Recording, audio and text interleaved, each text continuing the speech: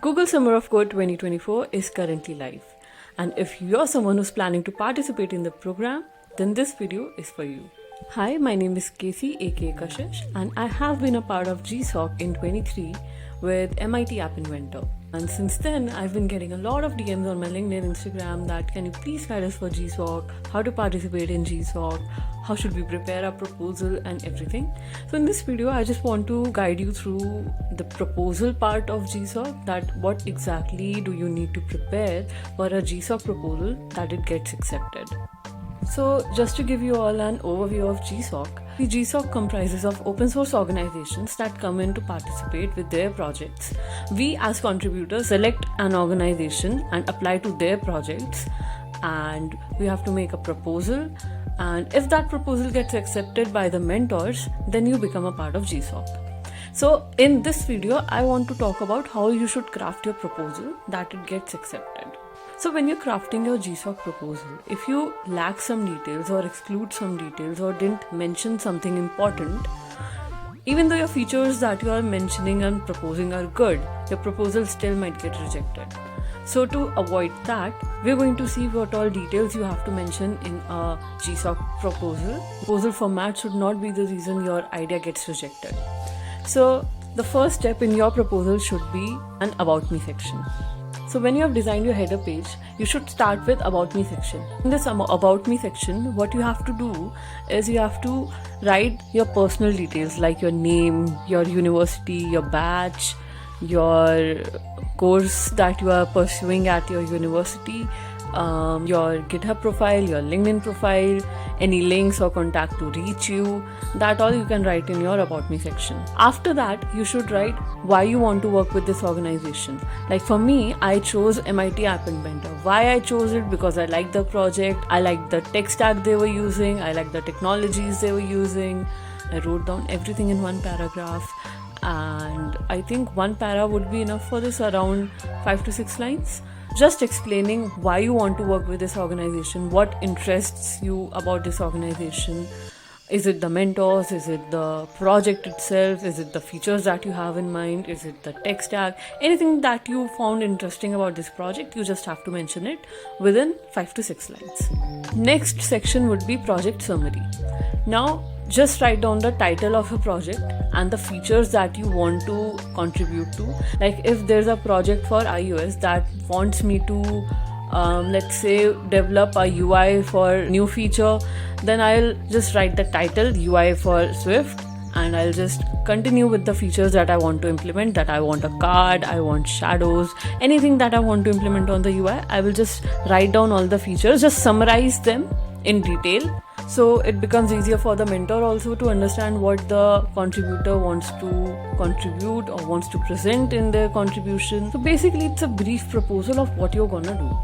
Now let's come to the details. Now you want to break down your project into 3 phases. I like to break it in 3 phases. If you have more, like you want more phases in your project, this is how you work, then you can do that, please go ahead.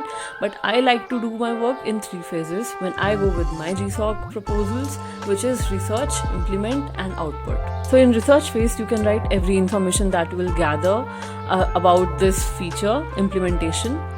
And in the implementation phase, of course, you can show how you're going to implement this. In this phase, feel free to show the code that you're going to write. If you have some code written, if screenshots of your code, you can use diagrams, you can use pictures, make it as visually appealing and just use them in the implementation phase. And in the output section, you can show if this implementation is done, then this is how its output would look like.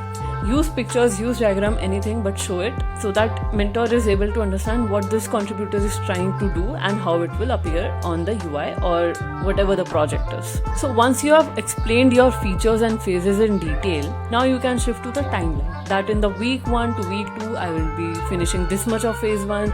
In week 2 to week 3, I will be finishing this much of phase 1, phase 2, phase 3, and so on. So every phase is given on to the timeline and you have to present that, so the mentor gets some idea that okay, in week 1 to week 5 the phase 1 will be completed, after week 5 phase 2 will be completed, and so on and so on. Once the timeline is done, well, around 70 to 80% of your proposal is already done. But that's not it. Just explaining your features is not it. So when you want to end your proposal, you can just write down what are your expectations from your mentor. So every project in GSOC has been assigned a mentor.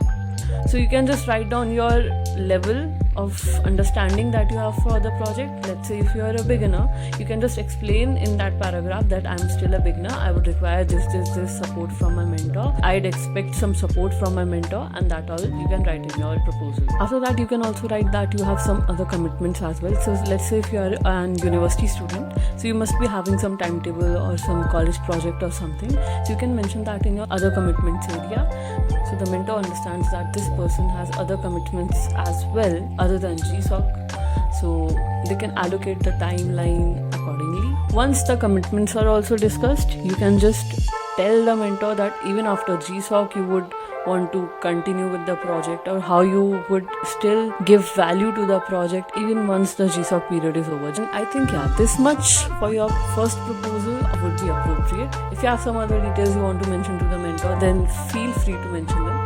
But I think this is the skeleton of any proposal that you should follow, that gives details to you and your mentor for the project, and basically increasing the chances of your proposal to get accepted.